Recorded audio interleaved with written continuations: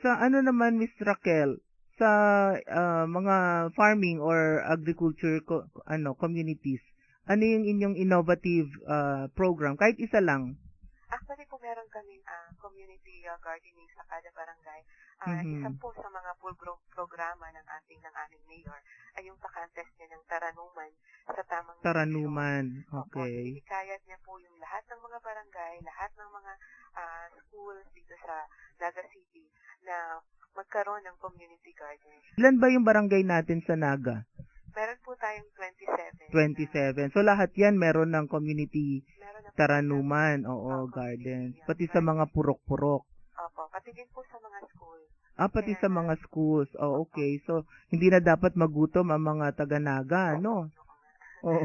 Kaya nga last July po, binigyan yung mga award, yung mga barangay, saka yung mga schools na merong magandang community garden at kung saan nila ginamit yung mga gulay.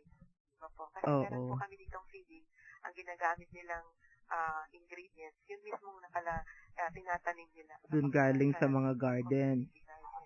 Okay.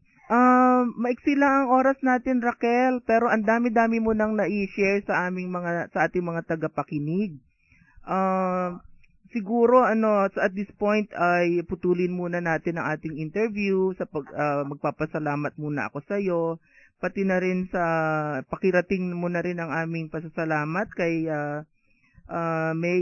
City Mayor Honorable John G. Bongat at sa lahat ng bumubuo ng kanyang Naga City Nutrition Committee, pati na rin yung mga Barangay Nutrition Committee at mga BNS natin, mga Barangay Health Workers, NGO members.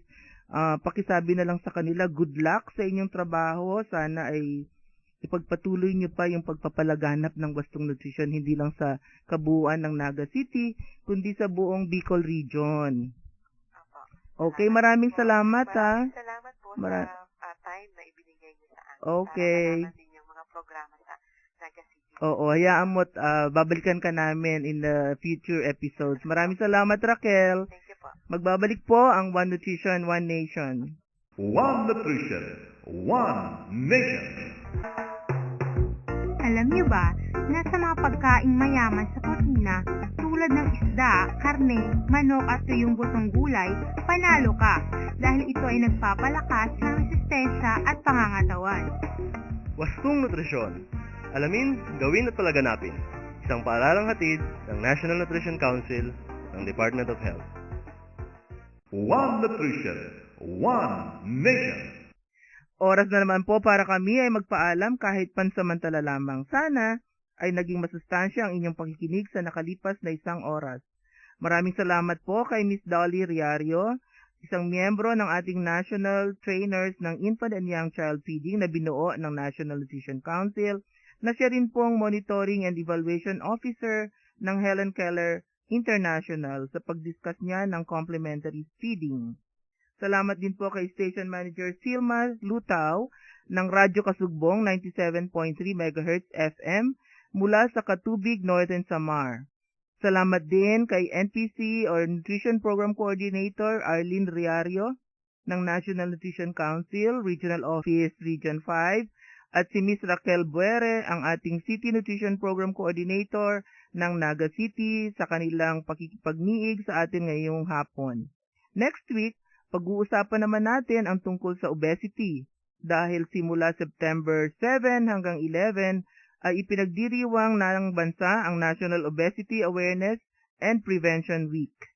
Pag-uusapan natin kung kailan ba masasabi na mataba ang isang tao at kung ano ang mga paraan para maiwasan ang obesity. Kaya't tutok lang muli sa susunod na linggo at tiyak ay punong-puno na naman tayo ng mga tips sa nutrition para iwas taba at stay sexy tayo mga ka-One Nutrition.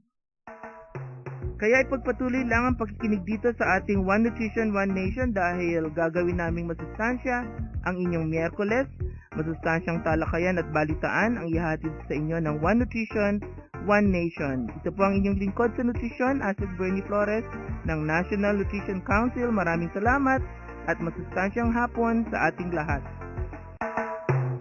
Inyong napakinggan ang programang One Nutrition, One Nation. Talakayan at balitaang pangnutrisyon at pangkalusugan ng bayan. Makinig muli sa Miyerkules, alas 3 hanggang alas 4 ng hapon. Programang One Nutrition, One Nation.